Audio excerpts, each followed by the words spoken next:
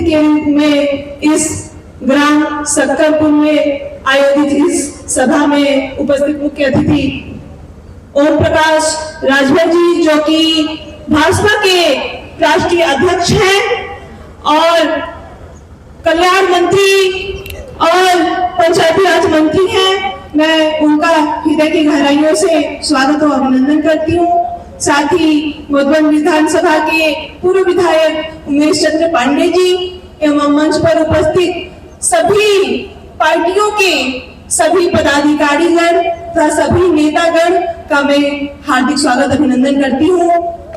इस कार्यक्रम के मुख्य आयोजक जितेंद्र राय जी, अतुल राय जी का भी मैं हार्दिक स्वागत और अभिनंदन करती हूँ और सामने उपस्थित सभी मातृशक्तियों, सभी भाइयों, सभी बड़े बुजुर्गों का भी मैं हार्दिक स्वागत और अभिनंदन करती हूँ। चूंकि समय कम है और जैसा कि आदेश है कि कम शब्दों में ही अपनी बात कहना है, तो मैं बहुत ज्यादा समय आपका नहीं लूंगी। मैं आपसे बस इतना ही कहना चाहती हूँ कि आप सब लोग देख रहे हैं कि पिछले 10 वर्षों में सभी वर्गों के लिए कोई भी ऐसा वर्ग नहीं होगा जिसके लिए मोदी जी ने कुछ न कुछ ना किया हो। हर वर्ग के लिए, हर जाति के धर्म के लिए, चाहे वो किसी भी समाज से हो, किसी भी जाति धर्म का हो, सबके लिए एक समान कार्य किया है। हमारी माताएं हो, बहनें हो, बेटियां हो, बड़े बुजुर्ग हो, युवा हो, कारीगर हो, मजदूर हो, या यहाँ तक कि जो हमारी समूह की बहनें हैं, उनको भी लखपति बनाने का हमारे यशस्वी प्रधानमंत्री मोदी जी ने ठान ली है। तो बस मैं यही कहना चाहती हूँ कि मोदी जी ने बिना किसी भेदभाव के सभी वर्गों के लिए, सभी जातियों के लिए उनके रोटी का कपड़ा और मकान के साथ साथ उनके सम्मान, स्वास्थ्य और सुरक्षा की अगर चिंता किसी ने की है तो वह हमारे यशस्वी प्रधानमंत्री जी ने की है। इतना ही नहीं, हमारी जो बहनें हैं उनके सम्मान में उन्हें इज्जत घर दिया, शौचालय दिया, राशन दिया, आपको रहने के लिए छत दिया, आयुष्मान कार्ड के माध्यम से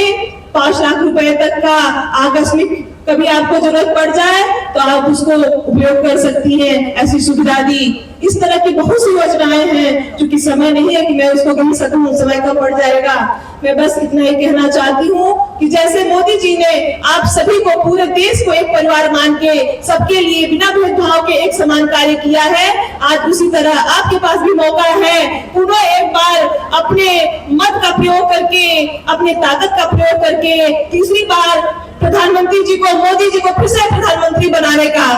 तो इसी और एक बात मैं और कहना चाहती हूँ, जो हमारे डॉक्टर अरविंद राजभर जी है, जो हमारे प्रत्याशी है, उनके विषय में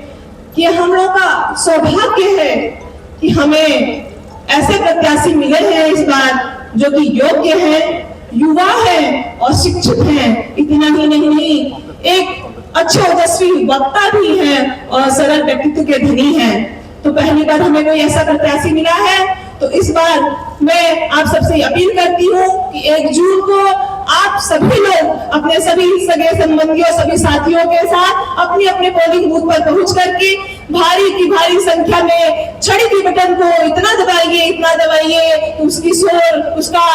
आवाज पूरे देश में गूंजे और जब 4 जून को काउंटिंग हो तो सिर्फ छड़ी ही नजर आए, उसके अलावा कुछ और नहीं नजर आए। मैं एक बार चाहूंगी जो मेरी माताएं बहनें हैं वो सभी लोग अपना हाथ उठा करके, मेरे जो भाई हैं, जो बड़े बुजुर्ग हैं, सब लोग अपना हाथ उठा करके एक बार मेरे साथ बोलेंगे, फिर से एक बार मोदी सरकार, बोलिए फिर एक बार मोदी सरकार, फिर एक बार मोदी सरकार, फिर एक बार मोदी सरकार। इस बार चूंकि कमल और छड़ी एक साथ लड़ रहे हैं तो आप लोग भ्रमित मत होइएगा। बहुत लोगों के हो सकता है मन में ऐसा लगे, उनको भ्रम हो कि कमल कहीं होगा, तो कमल और छड़ी एक साथ लड़ रहे हैं। बस ये है इस बार हमारा जो चुनाव चिन्ह है वो छड़ी है, तो हमें छड़ी की बटन दबाना है। तो अब की बार हमारी बटन कहाँ दबेगी? हमारी बटन कहाँ दबेगी?